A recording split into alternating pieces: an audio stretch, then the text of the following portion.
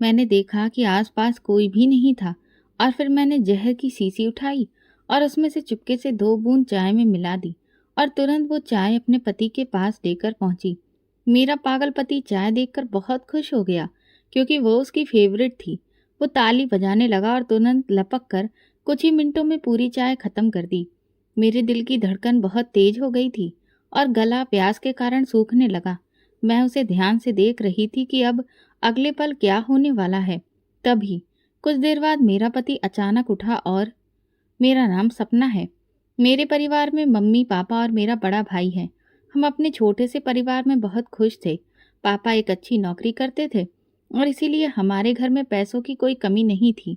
और इस वक्त तो हमारी खुशियों में 4 चांद लग चुके थे क्योंकि भैया की शादी तय हो गई थी और उसी की तैयारियां मेरे घर में चल रही थीं।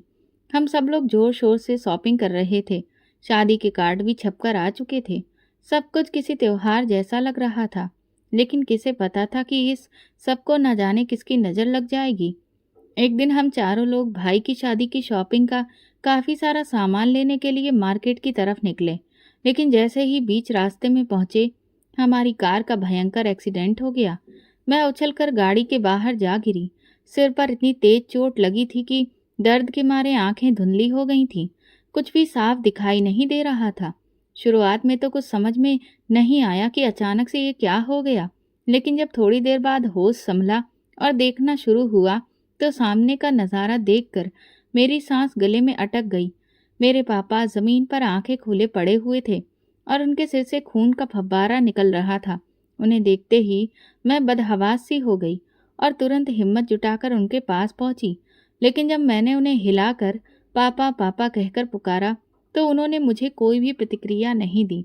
ये देखकर मैं फूट फूट कर रोने लगी। तभी मेरी नज़र माँ पर पड़ी। वो भी ज़मीन पर गिरी हुई थी और उन्हें भी काफ़ी चोट आई थी और एक तरफ मेरा भाई बेहोश पड़ा था।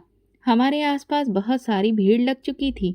मैंने उनसे हाथ जोड़कर मदद मांगी कि कोई तो मेरे परिवार को अस्पताल लेकर जाए।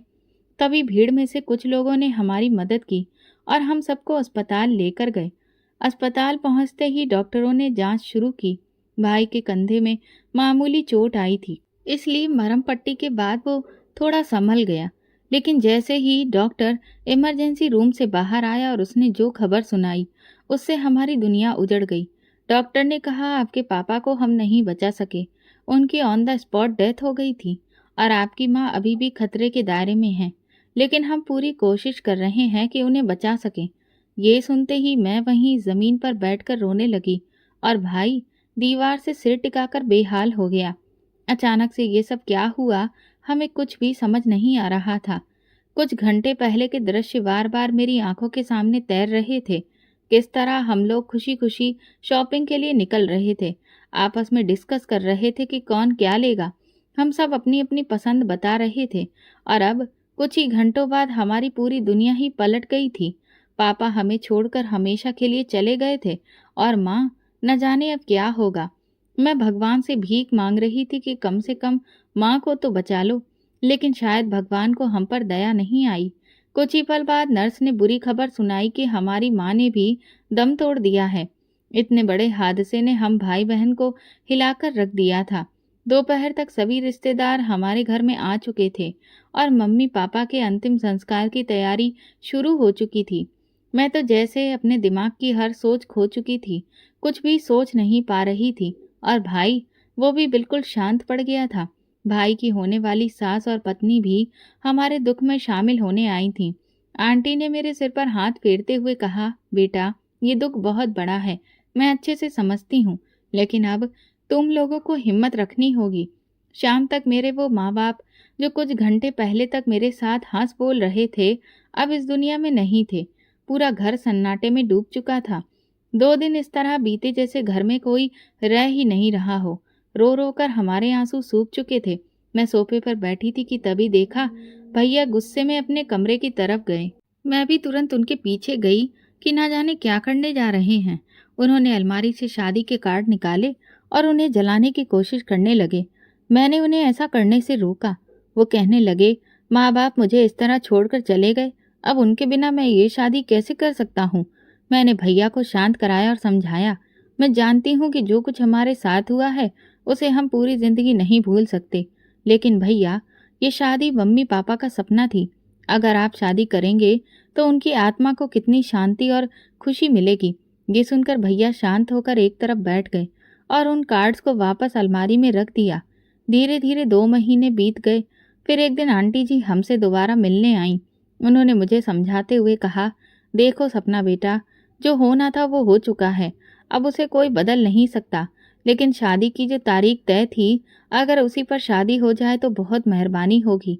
सारी तैयारियां पहले ही हो चुकी हैं। मैं ये नहीं कहती कि बहुत बड़ा फंक्शन किया जाए। अब ये शादी साधारण तरीके से ही कर लें तो अच्छा रहेगा। अब इस घर की जिम्मेदारी तुम्हारे कंधों पर है और अशोक को शादी के लिए मनाना तुम्हारा काम है। मुझे आंटी जी की बात बिल्कुल सही लगी। मैंने भैया को जैसे तैसे तय तारीख पर शादी के लिए मना लिया और फिर वही हुआ। जल्दी ही सुनैना भाभी विदा होकर हमारे घर आ गईं। मुझे लगा कि भाभी के घर में आने से भैया का दुख कुछ कम हो जाएगा, जीवन में खुशियां लौट आएंगी।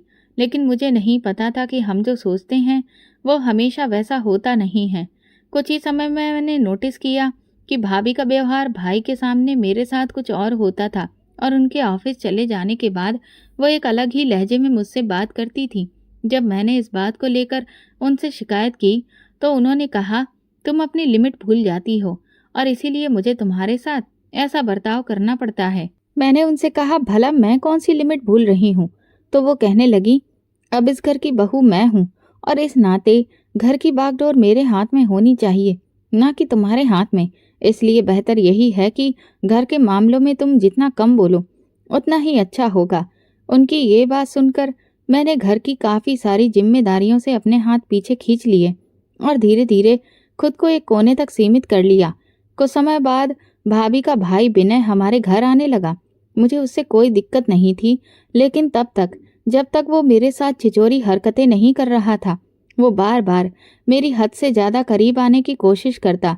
कई बार जब मैं अपने कमरे में अकेली होती तो वो बिना दस्तक दिए अंदर चला आता। मैंने जब इस बात की शिकायत भाभी से की तो उल्टा मुझे ही सुनना पड़ गया। वो बोली, तुम छोटी छोटी बातों में ड्रामा करती हो, मेरा भाई तो सिर्फ तुमसे बात करने आता है। मैंने साफ साफ कह दिया, मुझे आपके भाई की हरकतें बिल्कुल पसंद नहीं, लेकिन उन्हें मेरी बात समझ में नहीं आई। मैंने सोच लिया कि अब मैं भैया को विनय के बारे में सब कुछ बताऊंगी कि वो किस तरह से मुझे परेशान कर रहा है। शाम को जब भैया घर लौटे और मैं उनसे विनय की शिकायत करने गई तो मेरे कुछ कहने से पहले ही भाभी ने बोलना शुरू कर दिया। वो बोली, सपना मेरे भाई पर शक कर रही है, जबकि वो तो बस उससे हंसकर बात करने की कोशिश कर रहा था और कुछ नहीं। यहाँ तक कि भाभी ने झूठ बोल दिया कि जब उसका भाई मुझसे कमरे में बात करने आया था तो उस वक्त वो भी मेरे साथ ही थी। मैंने भाई को सच बताने की कोशिश की, पर उस दिन पहली बार मुझे ऐसा लगा जैसे मेरा भाई भी अब पराया हो गया है। भैया ने भाभी की हर बात पर आंख मूंद कर विश्वास कर लिया और मेरी कोई भी बात नहीं सुनी। अगले दिन जब रात को हम सब खाना खाने बैठे तो भाभी कहने लगी, आज सब्जी सपना ने बनाई है, लेकिन इसने नमक जानबूझकर ज़्यादा डाल दिया है, जबकि इसे अच्छे से पता है कि मेरा बीपी हाई रहता है और मुझे ज़्यादा नमक से परेशानी हो जाती है। इससे पहले कि मैं कुछ कहती, भाई तुरंत बोल पड़े, सपना आज के बाद इस बात का खास ध्यान रखना, तुम्हारी भाभी को कोई दिक्कत नहीं होनी चाहिए। भाई के मुंह से बदले हुए ये शब्द सुनकर मेरी हिम्मत टूट गई और मैं चुप रह गई। इसके बाद तो जैसे ये सिलसिला सा बन गया। हर रोज जब भी मैं खाना बनाती तो कभी सब्जी में नमक ज़्यादा हो जाता तो कभी मिर्च। मुझे समझ में नहीं आता था कि ऐसा कैसे हो रहा है। लेकिन एक दिन जब मैं सब्जी तैयार करने के बाद अपने कमरे में गई तभी अचानक याद आया कि मैंने अपना हेयर क्लिप किचन में ही छोड़ दिया है। मैं उसे लेने वापस गई तो ये देखकर दंग रह गई कि भाभी मेरी बनाई हुई सब्जी में खुद से नमक डाल रही थी। मैं तुरंत आगे बढ़ी और उनका हाथ पकड़ लिया।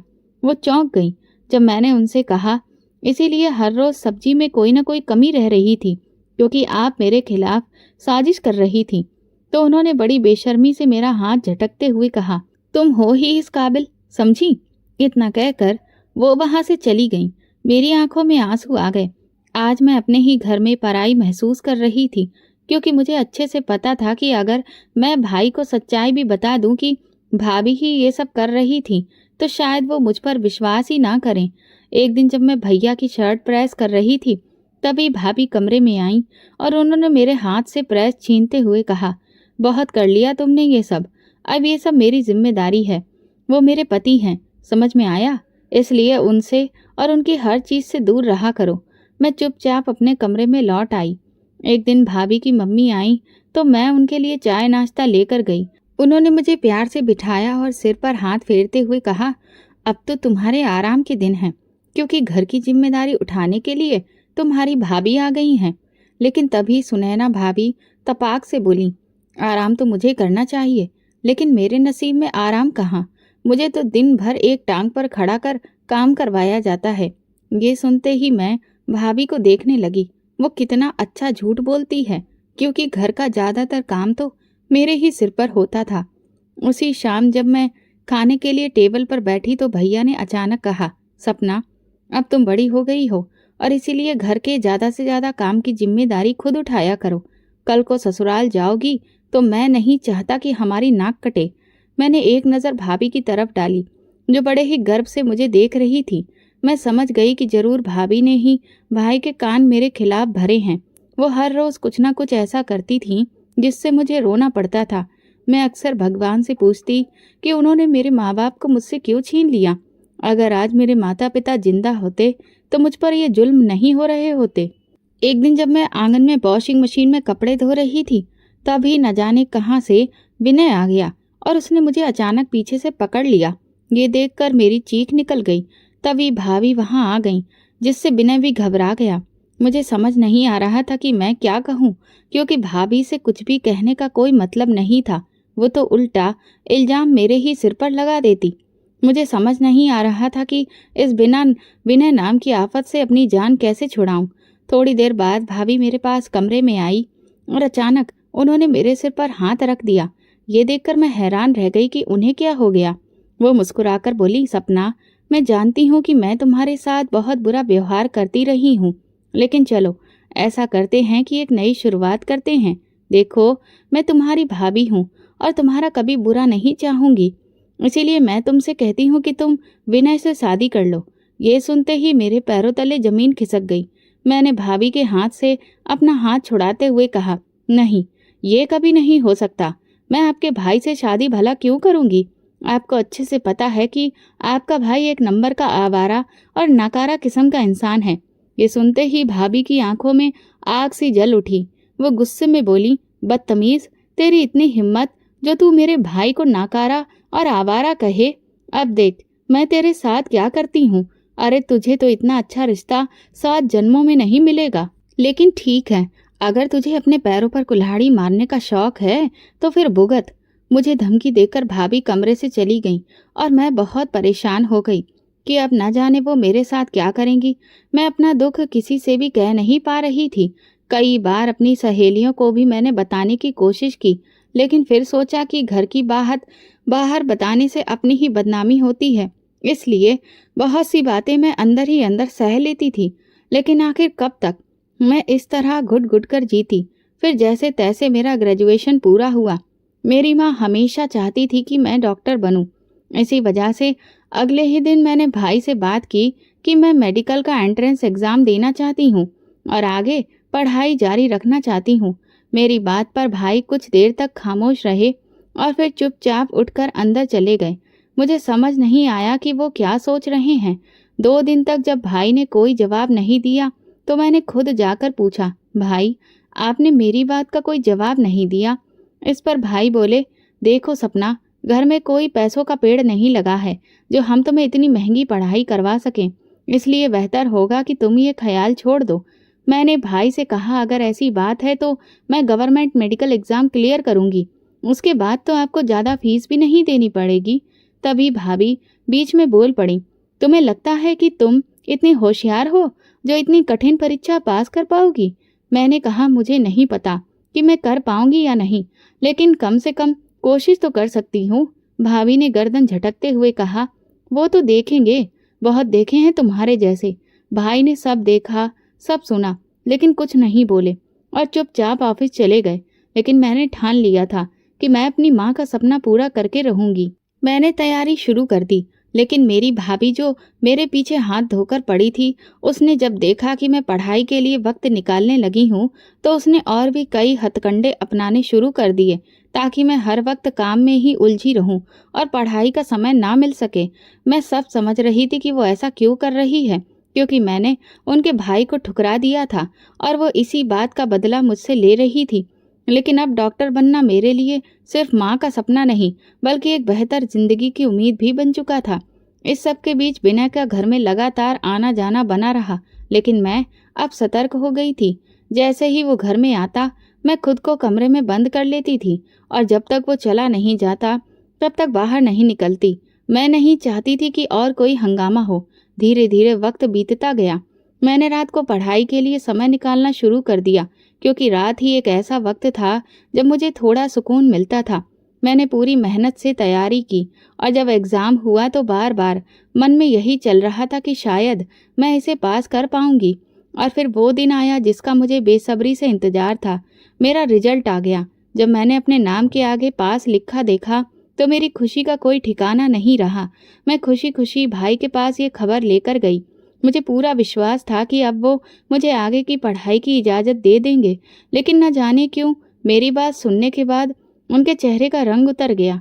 मैंने भाई से रोते हुए हाथ जोड़कर कहा, आपने मेरे सामने एक शर्त रखी थी और आज मैंने वो शर्त पूरी कर दी है। कम से कम अब तो आप मुझे अपना सपना पूरा करने दीजिए। प्लीज़ भाई, इतने भी कठोर मत बनिए। मेरे आंसुओं को देखकर भाई का दिल पसीज गया और उन्होंने सिर हिलाकर हाँ कर दी। ये देखकर मैं खुशी से झूम उठी। तभी भाभी आंगन में आईं और भाई से कहने लगी, आपका दिमाग खराब हो गया है जो आपने इसे आगे पढ़ने की इजाज़त दे दी। आपको नहीं लगता कि आप बहुत बड़ी गलती कर रहे हैं? अरे, आजकल का ज़माना देखिए। लड़कियां पढ़ाई के नाम पर घर से बाहर निकलती हैं और तरह तरह के गुल खिलाती हैं।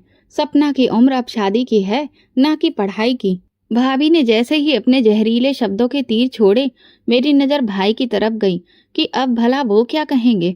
भाई ने कहा, मैं मानता हूँ कि ज़माना बहुत खराब है, लेकिन मुझे अपनी बहन पर पूरा विश्वास है। ये सुनते ही मेरा चेहरा खिल उठा और मैं खुशी से दौड़कर अपने कमरे में चली गई। मैंने सबसे पहले अपनी दोस्त रूबी को फ़ोन किया और ये खुशखबरी सुनाई। रूबी मुझसे बोली, सपना चलो, कम से कम तुम्हारे भाई ने तुम्हारी किसी बात को तो समझा, तुम्हारी ज़िंदगी में कोई खुशी तो आई। मैंने कहा, बस अब मैं दिन रात एक कर दूंगी अपने लक्ष्य को पाने के लिए। इस अकेलेपन और घुटन भरी ज़िंदगी से मुझे आज़ादी चाहिए। एक बार अपने पैरों पर खड़ी हो गई तो ज़िंदगी अपने हिसाब से जीऊंगी। शायद कोई ऐसा जीवन साथी भी मिल जाए जो मुझे सच्चा प्यार दे। रूबी ने कहा, बिल्कुल सपना, तुम बस हिम्मत मत हारना। ज़रूर कोई ना कोई ऐसा मिलेगा जो तुम्हारे जज्बात को समझेगा और तुम्हारे जीवन में प्यार की कमी को पूरा करेगा। भाई की वो बात मेरे जीवन में एक नई उम्मीद ले आई थी और अब मैं हर दिन मुस्कुराकर जी रही थी। लेकिन मुझे क्या पता था कि मेरी पीठ पीछे मेरी जिंदगी को अंधेरे में धकेलने की एक गहरी साजिश रची जा रही है। एक रात जब मैं गहरी नींद में थी तो मुझे बिस्तर पर कुछ अजीब सा महसूस हुआ। मैंने आंखें खोली तो देखा कि एक काला साया मेरी तरफ बढ़ रहा है। ये देखते ही मेरी चीख निकल गई। मैं इधर उधर हाथ मारकर लाइट जलाने की कोशिश करने लगी, लेकिन डर के मारे मेरा हाथ स्विच तक पहुंच ही नहीं पाया। तभी मेरे कमरे का दरवाज़ा धड़ाम से खुला और भाई भाभी अंदर आ गए और लाइट जला दी। लेकिन इससे पहले कि हम उस आदमी का चेहरा देख पाते, वो खिड़की से कूदकर भाग गया। मेरे कुछ कहने से पहले ही भाभी हंगामा मचाने लगी। लो, देख लिया अपनी बहन की करतूत। अब ये रातों को अपने आशिकों को घर बुलाने लगी है। मैं तो पहले ही कहती थी कि ये पढ़ाई के बहाने बाहर गुलछर्रे उड़ाना चाहती है, तभी तो शादी से बच रही थी। भाई का चेहरा गुस्से से लाल हो गया। उन्होंने मेरी बाजू कसकर पकड़ते हुए कहा, बताओ सपना, कौन था वो? किसके साथ इस घर की इज्जत को नीलाम कर रही थी? मैंने रोते हुए कहा, भैया आप कैसी बातें कर रहे हैं? क्या आपको अपनी बहन पर जरा भी भरोसा नहीं है? मुझे नहीं पता वो आदमी कौन था, कैसे और कहाँ से आया। अगर मैं गुनाहगार होती तो क्या मैं चीखती? भाभी फिर बोली, चीखी इसलिए क्योंकि हो सकता है तुम लोग कोई गलत हरकत कर रहे थे और बीच में हम आ गए। ये सुनकर भाई का चेहरा शर्म से झुक गया। मैंने भाभी से चीख कर कहा, आपके अंदर शर्म नाम की कोई चीज है या नहीं? एक के बाद एक बकवास करती जा रही हैं। भाभी बोली, देख लो, जब चोर पकड़ा जाता है तो उल्टा मुझ पर ही चढ़ रही है। भाई ने फिर पूछा, सच सच बताओ सपना, वो लड़का कौन था? मैंने रोते हुए कहा, भैया मैं सच कहती हूँ, मुझे नहीं पता वो कौन था। ये सुनकर भाई गुस्से में पैर पटकते हुए कमरे से बाहर चले गए और भाभी भी मुंह बनाकर उनके पीछे निकल गई। मैं वहीं बैठकर फूट फूट कर रोने लगी। कौन था जो मेरी जिंदगी का दुश्मन बन गया था? ये सोचते सोचते मेरा दिमाग 2-3 दिन तक परेशान रहा। फिर एक दोपहर मैंने भाभी को हंसते हुए किसी से बात करते सुना। मैं उनके कमरे के बाहर कान लगाकर खड़ी हो गई। भाभी कह रही थी, बड़ी चालाक बनती थी, मेरे पति के पैसों से पढ़ाई करेगी और बाद में हमें ही नीचा दिखाएगी। अब मैंने एक तीर से 2 निशाने लगाए हैं। इसने मेरे भाई को रिजेक्ट किया था ना, अब देखो मैं इसकी क्या हालत करती हूँ। तभी किसी और ने पूछा, लेकिन वो कौन था सपना के कमरे में? भाभी गर्व से बोली, अरे कोई और नहीं, मेरा अपना भाई विनय ही था। मैंने ही उसे चुपके से सपना के कमरे में भेजा था। कह दिया था कि जैसे ही हम अंदर आए वो खिड़की से कूद जाए। आगे का सारा खेल मैं खुद ही संभाल लूंगी। और वही किया मैंने। ये सुनते ही मेरा खून खौल उठा। जी तो चाहा उसी वक्त जाकर भाभी का मुंह तोड़ दूं, लेकिन मैंने खुद को रोका। मुझे समझ आ गया कि जितना ज्यादा मैं सफाई दूंगी उतनी ही बात और बिगड़ेगी। इसलिए मैंने तय किया कि भाई को प्यार से ठंडे दिमाग से समझाऊंगी। शाम को जब भाई लौटे तो वो मेरे लिए एक और सदमा लेकर आए। उन्होंने कहा, कल अच्छे से तैयार रहना, तुम्हें लड़के वाले देखने आ रहे हैं। मैं चौंक कर बोली, भैया आप ऐसा नहीं कर सकते, मैं तो आगे पढ़ना चाहती हूँ। भाई गुस्से में बोले, बस बहुत हो गई पढ़ाई, तुम क्या पढ़ रही हो हमने देख लिया है। अब मैं अपनी इज्जत और इस घर की प्रतिष्ठा को और नहीं लुटने दूंगा। इसलिए कल चुपचाप तैयार रहना और तुम्हारी भाभी जैसा कहे वैसा ही करना। मैंने भाभी की ओर देखा, उनके चेहरे पर जीत की मुस्कान थी। मैं अंदर ही अंदर घुटती रही, लेकिन कुछ बोल नहीं पाई। अगले दिन भाभी ने मुझे जबरन तैयार किया और फिर कहा, चाय नाश्ता बनाकर ड्राइंग रूम में आ जाओ। मैं सिर झुकाकर जैसे ही ड्राइंग रूम में पहुंची और नजर उठाई तो मेरी हालत खराब हो गई।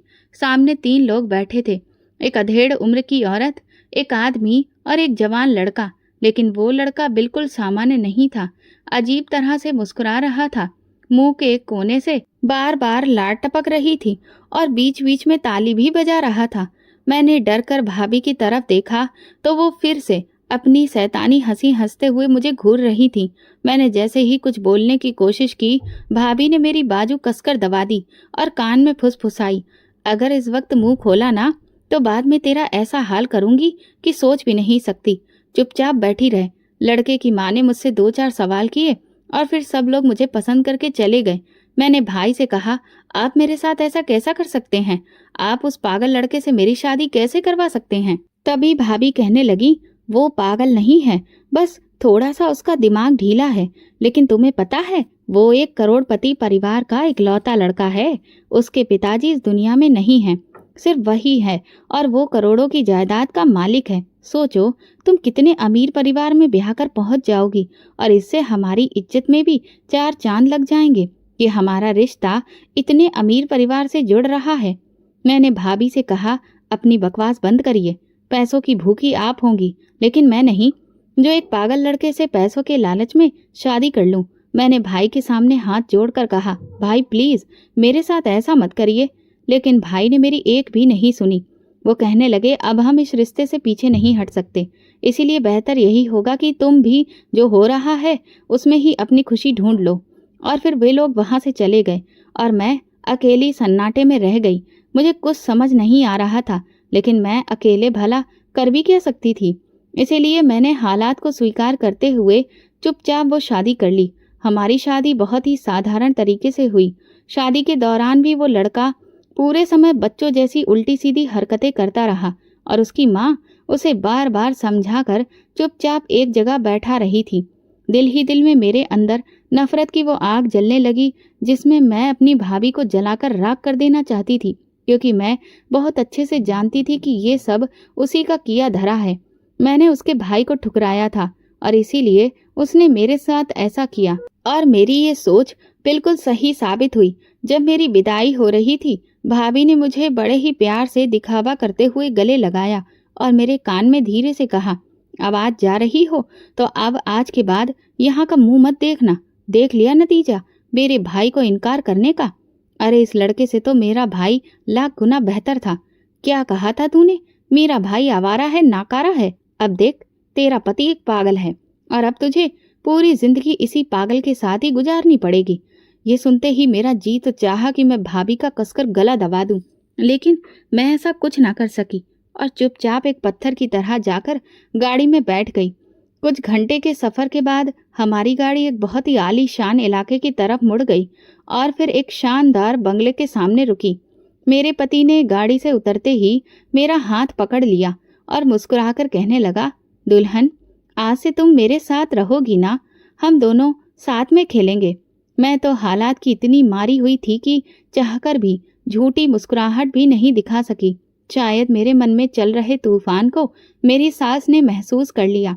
उन्होंने तुरंत ही मेरा हाथ पकड़ा और मुझे प्यार से अंदर लेकर आई और एक कमरे में बिठा दिया जो खूबसूरत गुलाब के फूलों से सजा हुआ था। सास के कमरे से बाहर जाते ही मैंने तुरंत दरवाज़ा बंद कर लिया और अपनी किस्मत पर अफसोस मनाने लगी। कुछ ही देर बाद दरवाजे पर दस्तक हुई। कुछ देर तक तो मैंने इग्नोर किया, लेकिन फिर जब दस्तक बार बार होती रही तो मैंने दरवाज़ा खोल दिया। मेरा पति सामने खड़ा हुआ था। मुझे देखकर फिर से खिलखिलाकर हंसने लगा और अंदर आने लगा, लेकिन मैंने उसे पीछे धकेलते हुए कहा, तुम इस कमरे में नहीं आ सकते। तभी मेरी सास वहां आ गई। वो मुझसे कहने लगी, बेटा, तुम ऐसा कैसे कर सकती हो? वो तुम्हारा पति है और ये उसका भी कमरा है। मैंने कहा, आप लोगों ने मुझे धोखा दिया है। अपने पागल बेटे से मेरी शादी करवाई और मुझे यहाँ पर बहू नहीं बल्कि अपनी गुलाम बनाकर ले आए हो।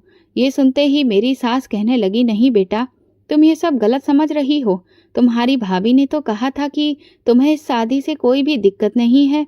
तुम अपनी मर्जी से ही शादी कर रही हो और मैं तुम्हें इसीलिए पसंद कर रही थी कि तुम मेरे बेटे का हमेशा ख्याल रखोगी। शायद तुम्हारे प्यार की वजह से ही मेरा बेटा कभी ठीक हो सके। मैंने तुरंत ही सख्त लहजे में कहा, आप होती कौन हैं ये खुद से फैसला करने वाली कि मैं इस रिश्ते के लिए तैयार थी? आपने मेरी भाभी की बात सुन ली, लेकिन क्या आपने कभी भी मुझसे इस बारे में बात करने की कोशिश की? नहीं, आपने सब कुछ खुद से ही सोचकर फैसला कर लिया और ये मान लिया कि मैं इस रिश्ते के लिए राजी हूँ, जबकि मैं आपके पागल बेटे से कभी भी शादी नहीं करना चाहती थी। माँ जी मुझे समझाते हुए कहने लगी, देखो सपना बेटा, अब तो शादी हो चुकी है ना और अब तुम इस घर की बहू हो, इसलिए इस नाराजगी को छोड़ो और मेरे बेटे को दिल से अपना लो। शायद तुम्हारी देखभाल और अपनेपन से मेरे बेटे के दिमाग पर कुछ अच्छा असर हो। मेरा बेटा शुरू से ही ऐसा नहीं था। वो बहुत समझदार और काबिल था, लेकिन अपने पिता की अचानक हुई मौत का सदमा वो बर्दाश्त नहीं कर पाया और उसने अपना मानसिक संतुलन खो दिया। ऐसा नहीं है कि मैंने उसका इलाज नहीं करवाया। मैंने उसे एक से एक बेस्ट डॉक्टर को दिखाया, लेकिन काफ़ी लंबे इलाज और बहुत सारी रिपोर्टों के बाद डॉक्टर ने यही कहा कि अब उसकी हालत में सुधार नहीं हो सकता। हाँ, लेकिन अगर नियमित दवा चलती रही तो उसकी हालत स्थिर जरूर रह सकती है। दवा की उम्मीद से तो मैं अपने बेटे का ठीक होने का इरादा भूल ही चुकी हूँ, लेकिन फिर भी अब मुझे दुआ की उम्मीद है और इसीलिए मैंने फैसला किया कि मैं अपने बेटे की शादी करवा दूंगी। शायद उसे उसके दिमाग पर कुछ असर पड़े।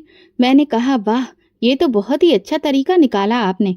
अपने बेटे की जिंदगी बचाने के लिए आपने मेरी जिंदगी बर्बाद कर दी। लेकिन आप भी कान खोलकर सुन लीजिए, मैं कोई नर्स नहीं हूँ जो आपके बेटे को यहाँ पर ठीक करने के लिए आई हूँ। मेरी भी कुछ इच्छाएं हैं, मेरे भी अपने पार्टनर को लेकर कुछ सपने थे, लेकिन आपने वो सारे सपने चकनाचूर कर डाले।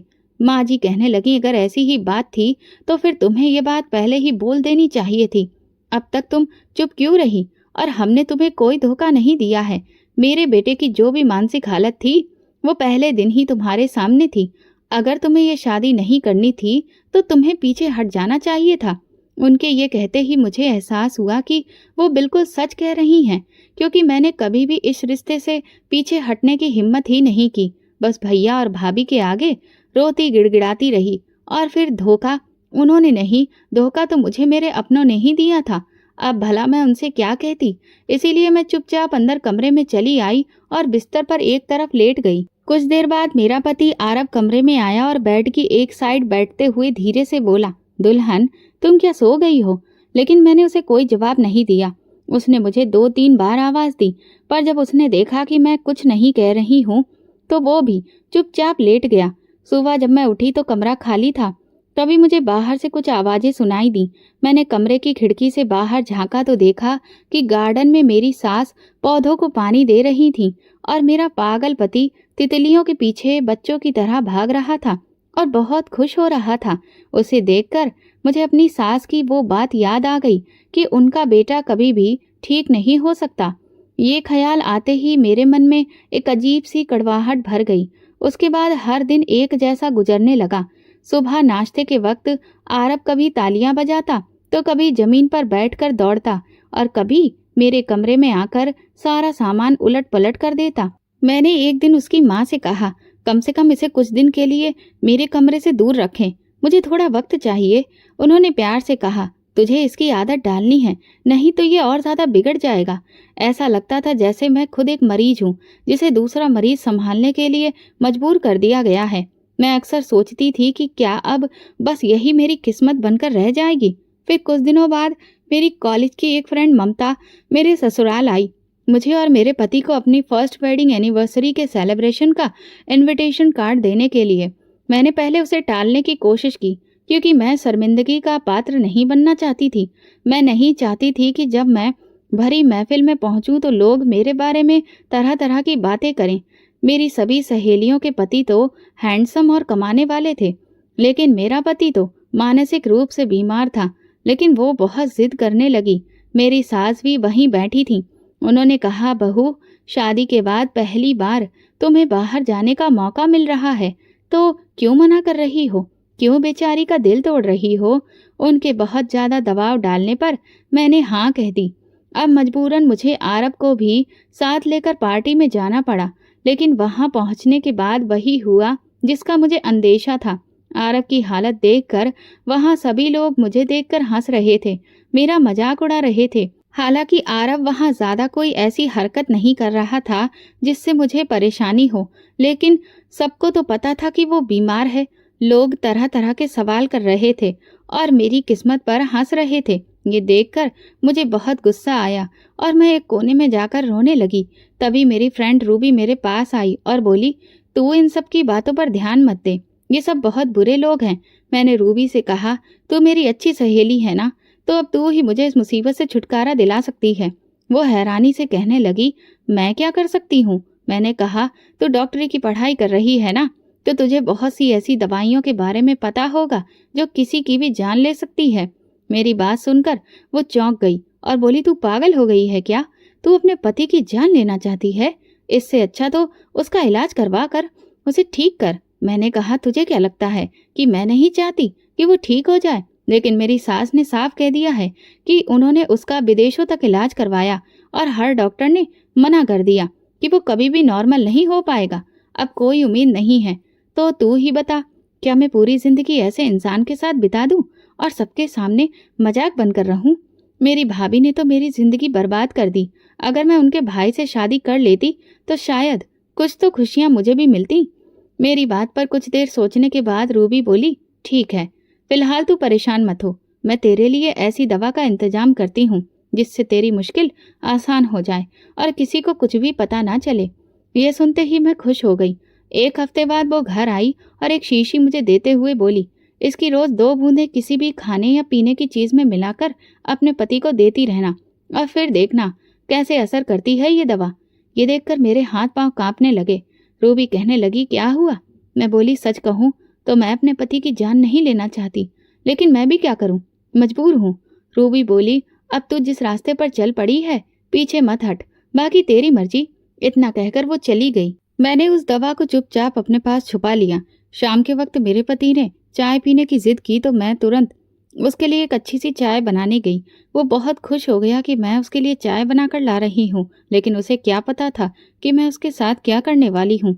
चाय की प्याली में वो 2 बूंद दवा मिलाते हुए मेरी हालत बहुत खराब हो रही थी। बार बार मैं आसपास देख रही थी कि कहीं कोई मुझे देख तो नहीं रहा, लेकिन उस वक्त आसपास कोई नहीं था।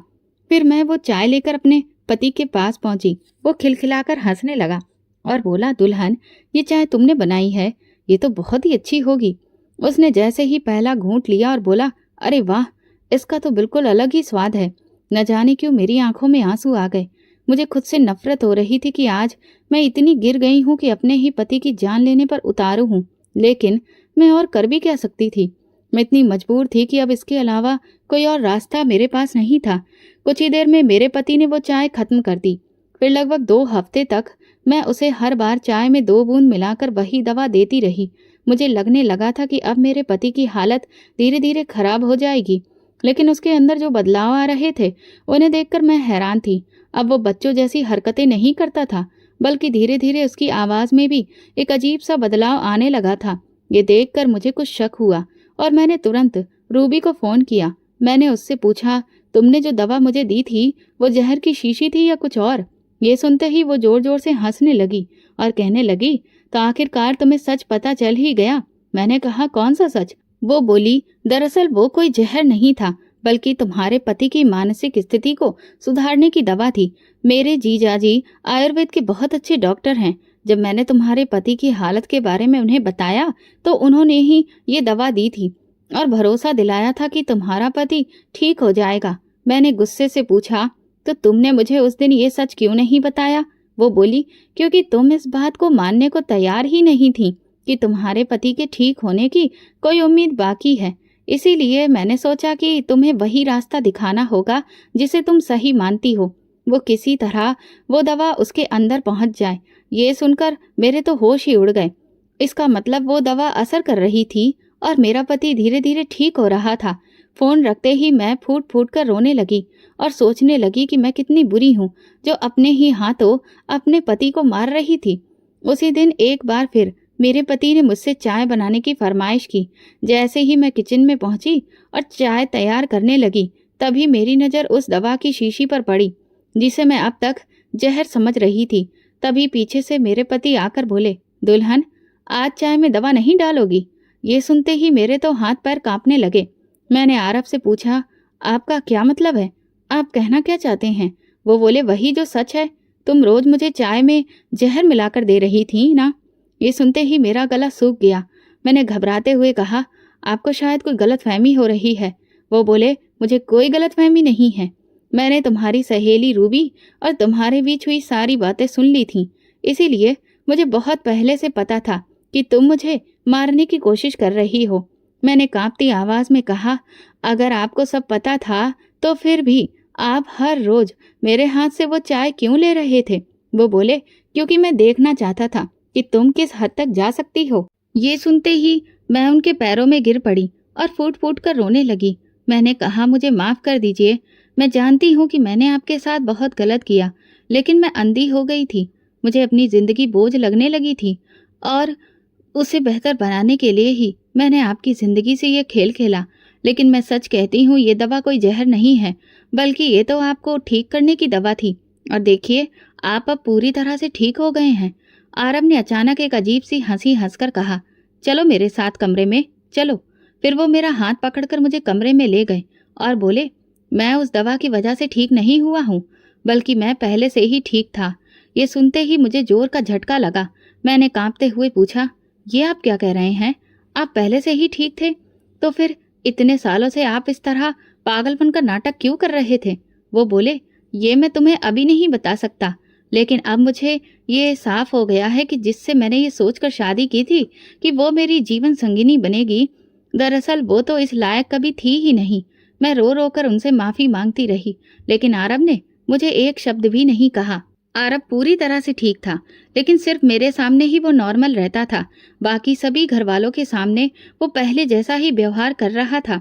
इस सब के पीछे क्या वजह थी, मुझे कुछ भी समझ में नहीं आ रहा था। मेरी शादी को लगभग 7 महीने हो चुके थे और एक दिन भाभी का मेरे पास फोन आया। वो बड़े ही खुश होते हुए बताने लगी कि मेरा भाई, जिसे तूने नाकारा और निकम्मा कहा था, उसकी शादी एक बहुत ही खूबसूरत लड़की से हो गई है, लेकिन तू अब एक पागल के साथ पूरी जिंदगी बिताएगी। अपनी बात कहने के बाद उन्होंने फोन रख दिया। मैंने उन्हें कुछ भी कहना जरूरी नहीं समझा, क्योंकि सच क्या था ये तो मैं भी जानती थी। मेरा पति जो अब असलियत में मेरे सामने था, वो उनके भाई से लाख गुना बेहतर था।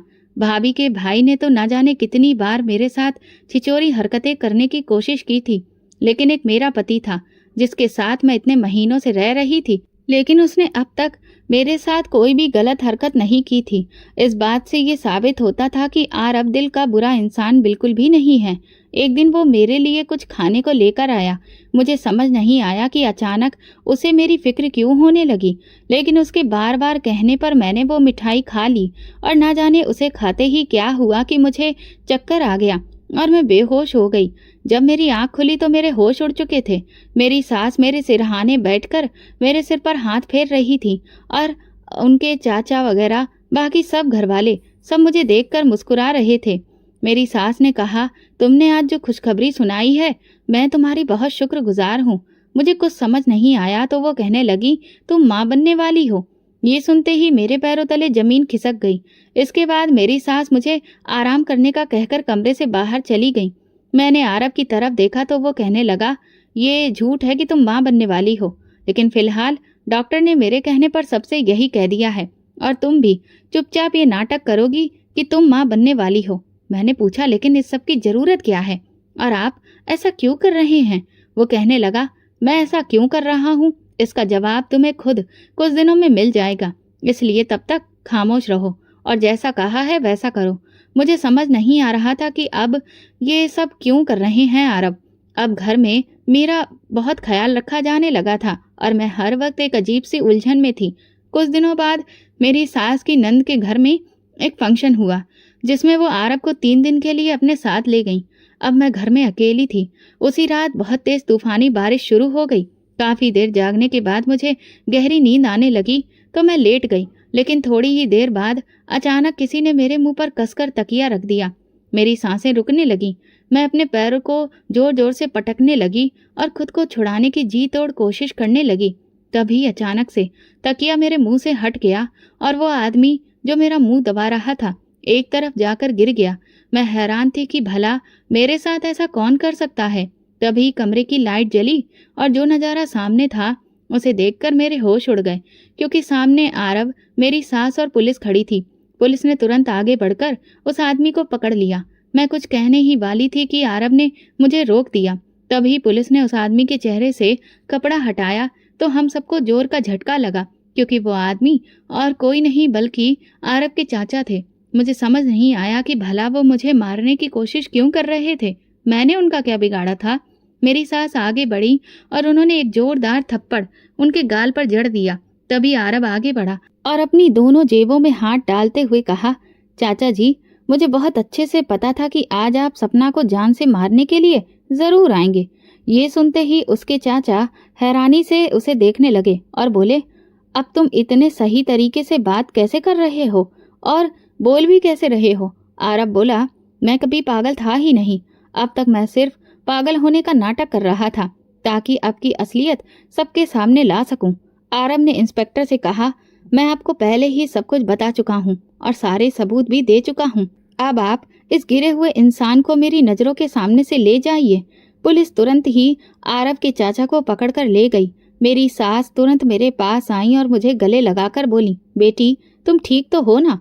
मैंने कहा, जी माँ जी, मैं ठीक हूँ। उन्होंने आरब की तरफ देखकर कहा, अगर हमें 1 मिनट की भी देर हो जाती तो न जाने क्या हो जाता। सही किया जो तुमने वक्त रहते मुझे सारी सच्चाई बता दी। आरब मुस्कुराकर बोला, ऐसे कैसे माँ देर हो जाती भला? मैं जानता हूँ कि आपकी बहू आपके लिए कितनी खास है, तो उसे मैं कुछ होने नहीं दे सकता था ना। मेरी सास मुस्कुराकर एक बार फिर मेरे माथे पर हाथ फेरते हुए बोली, तुम अपना ख्याल रखना। ये कहकर वो कमरे से बाहर चली गई और मैं हैरान परेशान सी आरब को देख रही थी। मैंने कहा, कम से कम अब तो मुझे बताओ कि ये सब क्या चल रहा है। आरब ने कहा, मैंने दरअसल ये सब नाटक अपने चाचा की असलियत सबके सामने लाने के लिए किया था। मैं उनके खिलाफ सारे सबूत जुटाना चाहता था। दरअसल मेरे पिताजी का एक्सीडेंट हुआ और उनकी अचानक मौत ने मुझे बहुत गहरा सदमा दिया। मैं डिप्रेशन में चला गया, लेकिन पागल नहीं हुआ था। पर मेरे चाचा जी ने सबके दिमाग में ये बात भरनी शुरू कर दी कि मैं अपना दिमागी संतुलन खो रहा हूँ। उन्होंने मुझे ज़बरदस्ती मानसिक अस्पताल में भर्ती करवा दिया। वहाँ मुझे तरह तरह के इंजेक्शन दिए जाने लगे, जिससे मुझे बार बार दौरे पड़ने लगे। फिर मेरी उस हालत को बाकी सबको दिखाकर ये साबित किया गया कि वही सच है जो वो कह रहे थे। मेरी माँ चाचा जी की हकीकत नहीं जानती थी और मैं भी तब तक इस सच्चाई से अनजान था। लेकिन एक दिन एक ईमानदार डॉक्टर मेरे पास आया और उसने मुझसे कहा कि मैं जानता हूँ कि आप पागल नहीं हैं, बल्कि आपको जानबूझकर पागल बनाया जा रहा है और इस सबके पीछे आपके चाचा जी हैं।